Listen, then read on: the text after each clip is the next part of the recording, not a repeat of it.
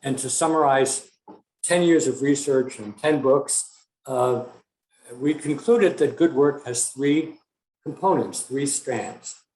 It's technically excellent, it's carried out in an ethical or moral way, and it's personally engaging. People feel it's meaningful to them.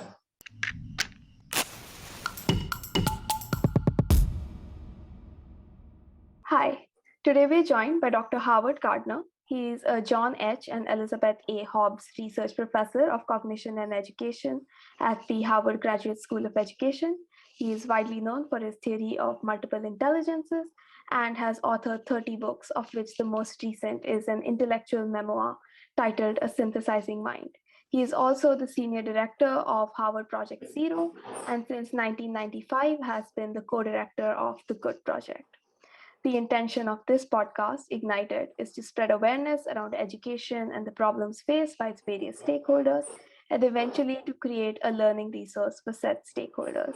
We're so glad to have you on this podcast with us today, Dr. Gardner. And without further ado, let's get straight into the questions. So I wanted to start with the Good Project because that's something that I have been well acquainted with my time at school. So how did the idea of the Good Project come about, and what sparked this notion that education is equitably both excellence and ethics? Well, I'm by training a scholar and work mostly in psychology and other social sciences. And for a long time, I thought that it was my job to find out things about the world and to report what I found as objectively as I can, and then to move on to another question. I didn't feel any particular responsibility for how my ideas were used. And I knew they would be difficult to control anyway. But after I developed the work that I'm best known for, the theory of multiple intelligences, I saw many ways in which it was misapplied, some of them quite destructive. For example, in a country, looking at all the different racial and ethnic groups and saying which intelligences they had and which ones they lacked. This was total nonsense, but it became policy in one country. And then in India, there's a trade which probably is better known to you and your friends and to me called dermatoglyphics, where you look at somebody's fingerprint and you say what kind of intelligences they have. Total nonsense. And with some other colleagues who also had seen their ideas misused, misunderstood, misinterpreted, misapplied, we said, well, if we don't take responsibility for how our work is interpreted and applied, we can't expect anybody else to do that. And that was over 25 years ago. That was 1995. And so with my colleagues who are well-known psychologists, William Damon and Mihai Csikszentmihalyi, we set up something which we called the Good Work Project, and now for short, we call it the Good Project. And in the initial study, we interviewed over 1,500 professionals in 9 different fields: medicine, law, education, journalism. And we tried to understand what they thought was work that was good and work which they didn't think wasn't good. We used them as experts, so to speak. And to summarize 10 years of research and 10 books, we concluded that good work has 3 components, 3 strands. It's technically excellent, it's carried out in an ethical or moral way, and it's personally engaging. People feel it's meaningful to them. And if you think about it, people might be well motivated, but if the work isn't excellently carried out, the surgery fails, the accounting is done improperly, that's not good. If it's not done in an ethical way, that's very bad for the society because people can be hurt or even killed. And this is a little bit trickier. If it isn't personally engaging, personally meaningful, workers are unlikely to continue doing it. They burn out. Yeah. And this is where having a sense of mission, whether it's religious or spiritual or ethical or political, is often very, very important. If you don't believe that what you're doing matters and that you actually look forward to going to work with all of its problems and hesitancies and pandemics and so on, then you won't be able to carry out good work in the long run. So we spent 10 years researching this and writing about it. And then my group at Harvard, the Good Project, has spent the next decade plus trying to create materials which can help people, including students, carry out work that we think is good, work that merits the phrase good work. Good work. Yeah. Yeah, and I think everyone has a different definition of what good work is to them, but there are some like core principles that you mentioned: excellence, ethics, enjoyment, that span everyone's definition. But is there something in particular, that a surprising finding that you came across during your time with the Good Project, something that you didn't expect would come out so overwhelmingly in the responses you received? Yeah, well, I knew you were going to ask me this question. I'm glad that I had some warning, because I thought I would come up with an answer which is particularly appropriate to you and your cohort. When Wendy Fishman and I studied ideas about work with young people, students who could be as young as secondary school or in university or beginning on the first job, what we found, and this is in the United States, I'm not speaking about any other country, and it's 20 years ago, we found in the United States that young people understood what good work was. They admired people who were good workers, but many of them said, someday when I'm rich and famous and sought after, then I will do good work, and I will be ethical as well as excellent and engaged. But I can't afford to do it now because I want to achieve a lot. And I know many of my peers are cutting corners and doing things that are unethical. And I don't want to lose to those people who cheat. So they said, someday we'll do good work when we're in the positions of authority. But for the meantime, we want to pass. We want to pass. We don't want to be held accountable. And this was extremely upsetting to us, because good work isn't something for later, it's something for every day. And too many people think that they're suddenly going to change when they're 40 or 50 and they have money in the bank, but of course they don't change. And so we think that models of good work, reward for good work, and penalties for bad work needs to start quite early. And that means in school, and when you're in school, and I know you went to Riverside, when you're in school, the work is schoolwork, but it's not just doing your homework, it's having a community that works, where if somebody is in need, you help them. And if somebody continuously is destructive to the community, they're held accountable. That doesn't mean the first time that you insult somebody, you get kicked out of school. Yeah. But if you keep doing it, you say, well, our communities can't work with people like you. And either you have to ship up and shape up, or you can go to River Top or River Bottom. We don't want you at Riverside. So I think the fact that everybody knew the difference between good work and bad work, but too many young people in the United States 20 years ago thought it was something promissory rather than something that you're accountable for every day. And when it comes to me and to my colleagues, I don't think we ever did bad work, certainly not intentionally.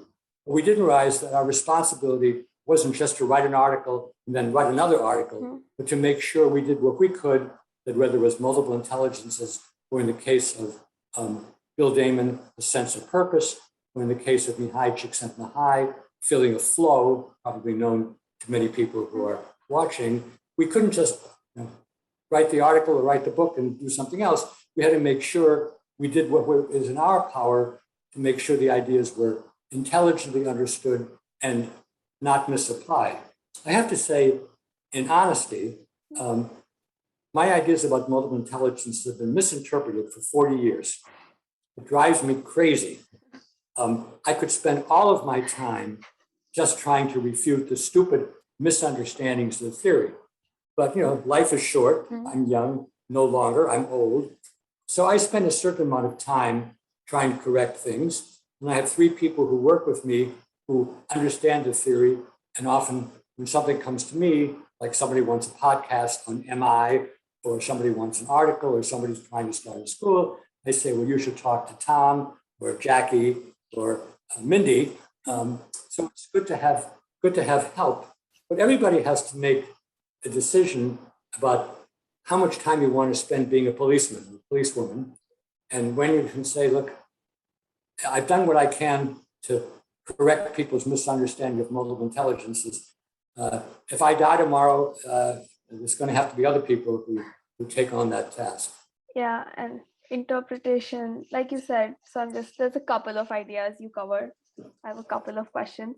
So we'll start with the whole idea of community that you spoke about, that there have to be penalties for good work and for bad work, and rewards for good work.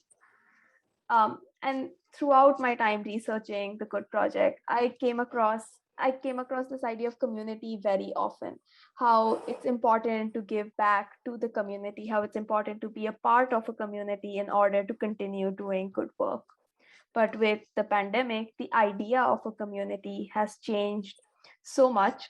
So what long-term impact will the pandemic have on the way we think about and do good work? Well, that's an excellent question. And it's certainly one that everybody who cares about these ideas should be concerned about.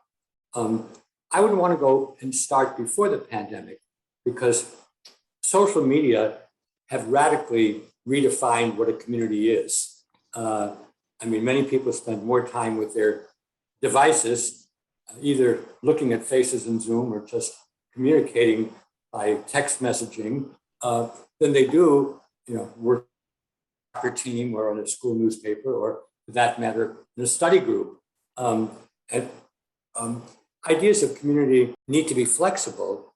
On the other hand, I personally believe that it's very different to be in a school or in a workplace every day and run into people in the hallway or outside in the yard or in the garden or at the water cooler than it is to just see people on a screen. And I'm not in a majority here, but at Project Zero, the group I work with, I'm pushing for people to go back to the workplace in person as soon as possible, because I think community is much easier to do when you're in the same physical space than when you're in the same online digital space. Yeah. Also, it's different to meet online with people if you know them already, and you already have a personal relationship with them. Then if that's the only way you know them, because then you've never had any kind of incidental rubbing of elbows, so to speak. So I think that even before the pandemic, the rise in the power of social media and digital media shakes up our notion of what community is. As for the pandemic, I think that we just don't know how long it's going to last in India or in the United States or anywhere else. We don't know about the subsequent variants, the Delta and the Epsilon viruses, which may emerge and which we may not be able to deal with. And so I think we have to have a more, I won't say a theory of multiple communities. We need to have a broader notion of what communities are and how we relate to people. I mean, I'm not teaching anymore, but if I were teaching online, I would try to reestablish online some of the things which were easier to do in person. For example, instead of having office hours where people can come to my office, sit in a chair and we can chat, I would set up a time every week where I could talk with people via Zoom or Google. Also, if nowadays in the United States, it's pretty risk-free to take a walk outside. So I've begun to meet people outside and take walks with them outside. Of course, if they're in Kansas and I'm in Boston, you can't take a walk. But we're beginning to have meetings in the garden outside my home because again, that's safer. And speaking frankly, everybody I know is vaccinated. The only people that aren't vaccinated are my grandchildren who are very young. But in many communities in the United States and in many communities in India, most people are not vaccinated. And of course, the risks there are much greater.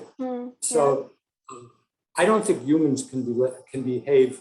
I don't think humans can survive without communities, but we need to have a much more flexible and fluid notion of what communities are, and here's a phrase, how to initiate or inaugurate people into communities. Because, I mean, let's just give an example. If you have a class with 20 people on the screen, and when you open a question, 6 people raise their hands and speak constructively, that's a very different model than if I ask a question and falls flat, nobody answers, and I have to say, all right, here, you're on. So you have to establish the norms of the community. And, you know, I might call you ahead of time and say, look, I think you need to speak up today because you haven't spoken up before. And this class isn't going to work if you're always there just taking notes. It's difficult to sort of inculcate yourself in a community online than it is to continue being part of an existing community. Right. And you know, we have a project at Project Zero, which grows out of Paul Salapatek's walking around the globe. He is a journalist with the National Geographic, and he decided he was going to take 5 years and trace the path of human beings from from Africa all the way around the world. It's been 10 years now. He's still not done yet, but using his idea, we've put thousands of students all over the world together via digital media, including students in India. And that's a way of building an international community starting at a much younger age. That would have been inconceivable before the time of digital media or telegraph or some other thing. So one advantage of the media is communities don't have to be geographically based. Probably for 98% of India's history, and India's history goes back thousands of years, people just knew the people who lived in the same settlement as they do.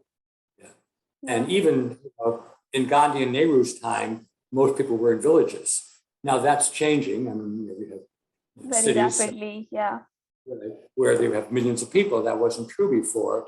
And so how we think of community when it isn't just a tiny village, and you may remember, because you've looked at the materials of the Good Project, we make an important conceptual distinction, which, to be frank, hasn't caught on in the way that it should, between neighborly morality and the ethics of roles.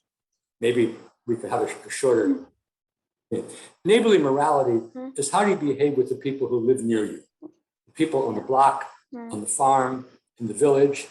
And they're the 10 Commandments and the Golden Rule, and I'm sure the Bhagavad Gita and Ashoka have the way you deal with neighbors. But in a complex, interconnected global world, and probably everybody who's watching this podcast is part of that world. You're not Gandhi spinning cloth. You have to have the ethics of roles. And the roles there are being a professional and being a citizen. And being professional means you don't just treat the people in the next house well. You have a transactional relationship with clients, with students, with patients, with if you're a reporter, with the people who you are reporting on and to. And you need to have a ethical relationship to them. And again, everybody was always a citizen of their home, but now we're the citizen of our village, of our state, of our nation, of our region. I mean, is India the same region as Pakistan? Undoubtedly. Is it the same region as Iran or Thailand or China or Russia? That's a more complicated question. But how do you behave to people that may not be in the same neighborhood, but where you have a professional relationship with them? And so, as you can tell, the Good Project is wrestling with very complicated issues. On the one hand, it's good that this was virgin territory and nobody else was looking at it for 20 years. So we have a lot of work that's been done. But as I've said, it's hard for people just to throw themselves into it. And so a lot of our efforts now are trying to, shall we say, ease people into these ideas. And you know about the Good Project blog because you wrote something there. Writing a blog, which can be read by people anywhere, is good. But it'd even be better if it could be translated into 50 languages. Yeah, right. So, like you said, the Good Project has a lot of resources on how they can make the idea of good work more mainstream, because this is a new space. And some of those resources include this list of ethical dilemmas. Stuff, what would you do if you were in a particular situation? So now, just for context, I want to go back to something you said before when you interviewed these students 20 years ago, that we'll cut corners now so that we can stay in the race. And then later on, we'll be better people when we have the money, the fame, the time, the whatever. And so I just wanted to come to this idea that it's so much easier to think of, the morally correct thing to do when there is no involvement of the self. There is no loss of personal satisfaction, let's say.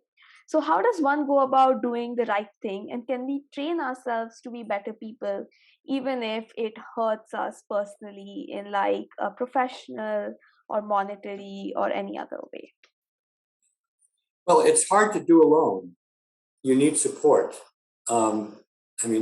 I think the family dinner table is a underappreciated venue, or if you're in a residential school, the dining room, where you talk about these things, you talk about issues that you're dealing with, and you get the input of other people, and even if you aren't automatically moving on the right path, you at least understand their different perspectives, and people will say, "Well, what happened with this dilemma that you're dealing with?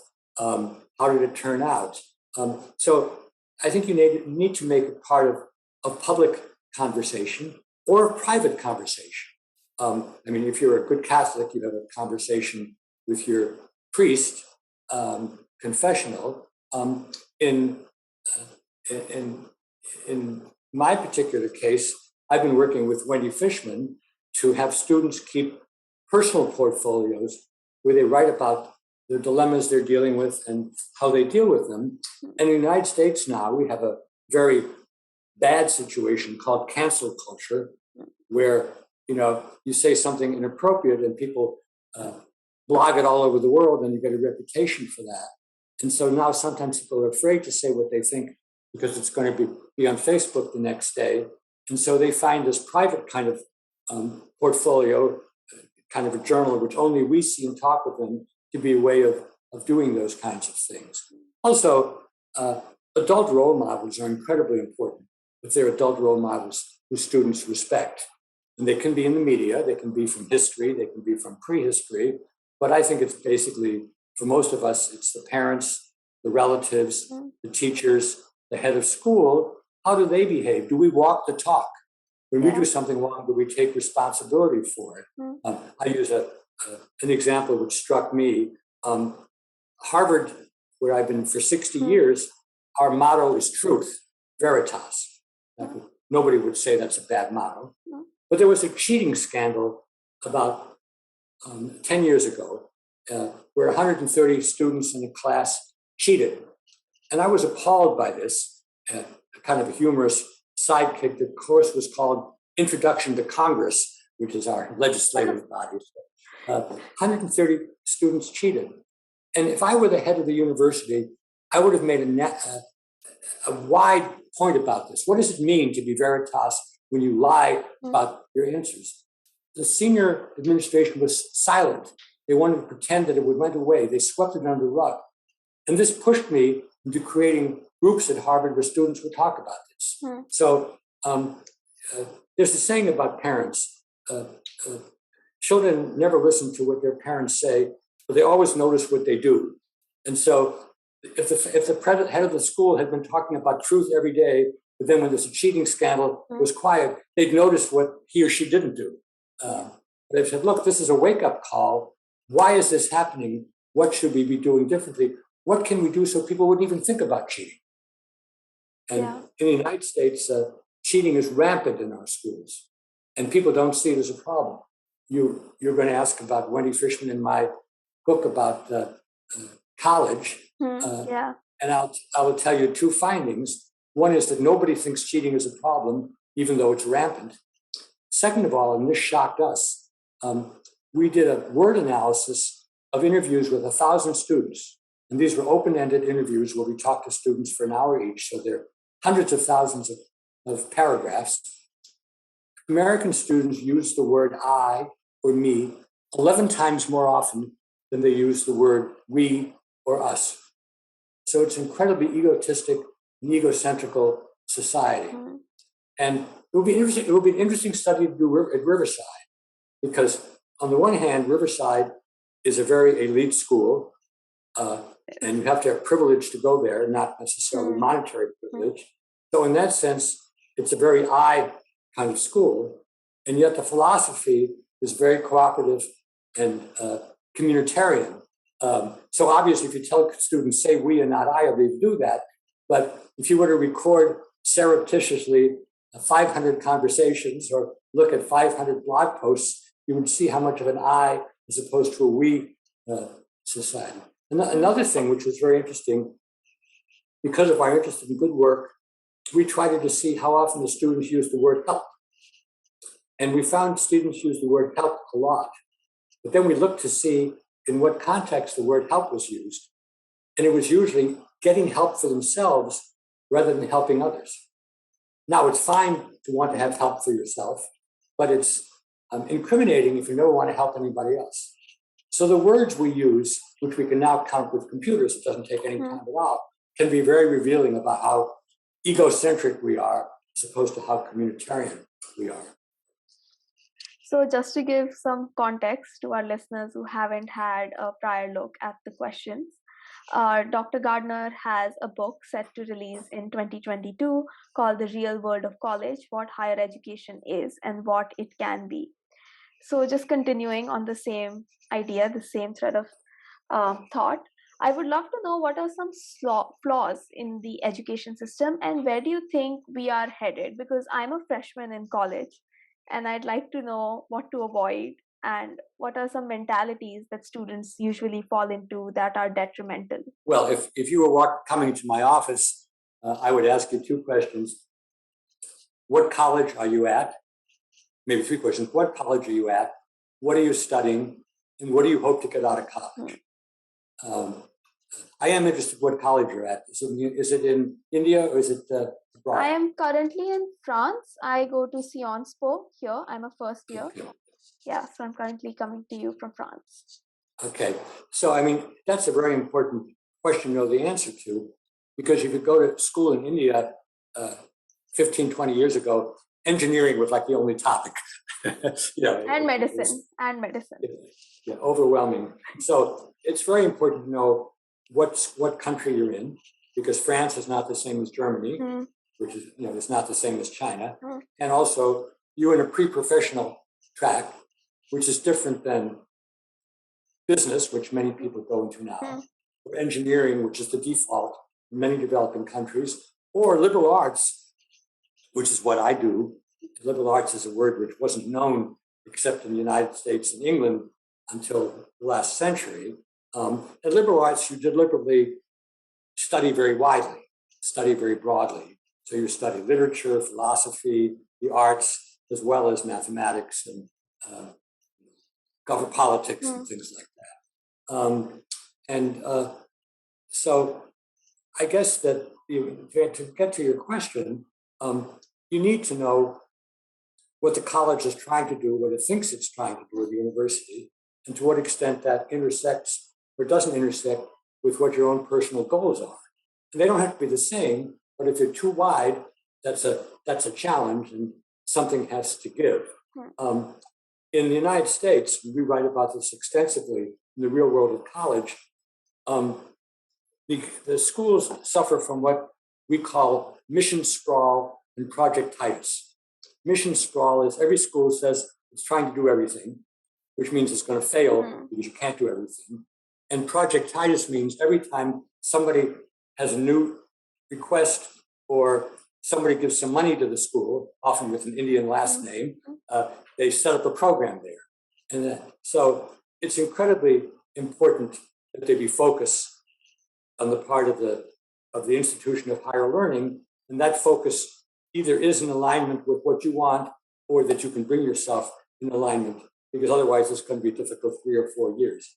Now, I don't know anything about Sion's Po, except it's been in existence for a long time. So there are a lot of implicit norms there. Yeah. But I also think President Macron is trying to shake things up. And the typical faculty will say, well, he'll be gone in 2 years. We'll have somebody from the left or somebody from the right, and so we can ignore him. Or they'll say, we've been doing things much too elitist. We want to have a different student body and with different norms. And so you sort of have to stay tuned to see what happens. But just one more thing. Our book is based entirely on 10 American colleges, 4-year schools, some of which everybody would have heard of, other which I hadn't heard of. But I can tell you without any fear of contradiction, it's going to be of more interest abroad than in the United States for 2 reasons. The United States isn't interested in what Americans have to say, because what everybody is what I want. 2, most countries, I think I would say France, Germany, and England would be the exception, really want to know what's going on in the United States. Wendy and I have had more inquiries from India in the past week about our new book than we've had in the United States in the last year. And I think that's because people perceive, and I think rightly, that there have been some good things about university and college education in the United States, places like Amherst College, where I was on the board, or Princeton University, or in California, Pomona, or Berkeley, and they think the lessons to be learned from there. And in India, there are a lot of very wealthy people who want to set up colleges and universities. And of course, some of them just want to have their name on it, and some of them just want to produce 1,000 entrepreneurs like them. But some of them say, I would like to have a broader education. I'd like people to know about the history of India, the art of India, the music of India, the languages of India, the different ethnic sects. I'd like them to know how did India relate to the large bodies of water and the large bodies of land nearby. Did the Silk Road go through India? When President Xi says he wants the Belt and Road project to go, is that going to cut through India? Is it going to be the competition for India? Is the 21st century going to be, this is a little prepared speech, 17th century, the Netherlands, 18th century, France, 19th century, Britain, 20th century, the United States, the 21st century going to be the Chinese century, the Indian century, the Singapore century, not because Singapore is going to take over the world, but because it's kind of tries to take, Nehru and Gandhi on the one hand, and Mao Zedong and Deng Xiaoping on the other. What century is it going to be? And that's where your generation is going to have to carry the weight. My generation will be gone. Maybe that's a good thought in which to bring us to a close. I had one more question before we closed, if we had the time. But I wanted to also talk about your recent book, which is The Synthesizing Mind. And unlike your past books, it gives the reader a sort of analytical insight into your own journey. So how did your journey as a learner, researcher, educator shape your opinion on education and its purpose? Good. Well, I'll tell you a funny thought that occurred to me. Even if somebody is going to miss their airplane, if a reporter says, tell me about your recent book, you get an answer. Because we're all intoxicated by My recent book is called The Synthesizing Mind. And when it was published in September of 2020, I had no idea that I would be obsessed by the ideas ever since. So it was completely unexpected. Usually you finish a book, as I said earlier, you finish an article and you go on to something else. But I'm completely obsessed with synthesizing now. And anybody who knows me knows I don't talk about anything else. But that's not the answer to your question. The answer to your question is I'm a psychologist. And for 50 years, I've studied the mind. And I'm best known because of the theory of different kinds of intelligences. But I've studied creative minds, leading minds, ethical minds, and so on. But only when I decided to write an intellectual memoir, it's not particularly about my love life, it's about my thinking life. I realized that my own studies didn't really clarify the kind of mind that I had. And I ended up calling it a synthesizing. And what a synthesizer does, and I'm a synthesizer, is he or she gathers huge amounts of information. I'm good at that. I'm kind of like a garbage truck that takes everything in. It's all in there. It's kind of like a Wikipedia. That's necessary. And nowadays, even if you don't have it in your mind, if you have it in your smart device, that's good enough. But you need to have a purpose, a method, and an audience. So if you're a synthesizer, you need to have a reason why you're synthesizing, something you want to make sense of. I've never had any problem with that.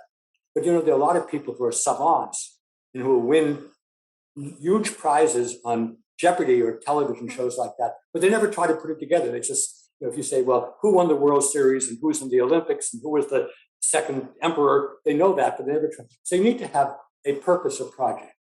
Then you have to bring all that information, you have to organize it in a way that makes sense to you. So if you say, all right, Howard, your project is to compare India and China in the 21st century, and which one is likely to be the model for the rest of the world. I got a lot of garbage in here, but I've got to put it together in a way that makes sense. Some of it will be historical. You're two very old cultures. Some of it will be who abused you in the last 200 years and how are you trying to compensate it? What's been your leadership model? Your religion, which was a big difference, or your religions, your caste group, which is explicit in India, but implicit in China, and so on. So you put it together in a way that makes sense to you, and that's a synthesis. But if it just makes sense to you, it's fine, but it's not going to be helpful to other people. So the good synthesis is one where you put it together and then you test it with lots of people to say, is this working? What's wrong? What don't you understand? What should you do differently? And then there should be a deadline at a certain point, whether it's an article or a book or a report to your teacher or an annual report to stockholders or a State of the Union address or United Nations address. You've got to go public with the synthesis and hope that it's helpful to people. And when I say I'm obsessed with synthesis, I now have a blog, which you can get either from howardgardner.com or from a synthesizingmind.org. And there, every 2 weeks, I'm blogging about a different kind of synthesizer. I've done it in politics, in finance, in playwriting. I'm doing it now in poetry. And when I say I'm obsessed, I'm looking for examples of this synthesis everywhere. Podcasts, I haven't looked at yet, but who knows, maybe someday I will. All right. Yeah, that's all the questions I had for you today. It's been a wonderful, wonderful conversation. And I learned a lot of new things, especially with the whole talk about what I want from college and where do I see myself going. So you've given me a lot to think about. Hopefully you've given our listeners a lot to think about as well. Thank you so much for joining us on this podcast. It was lovely to have you. Thank you.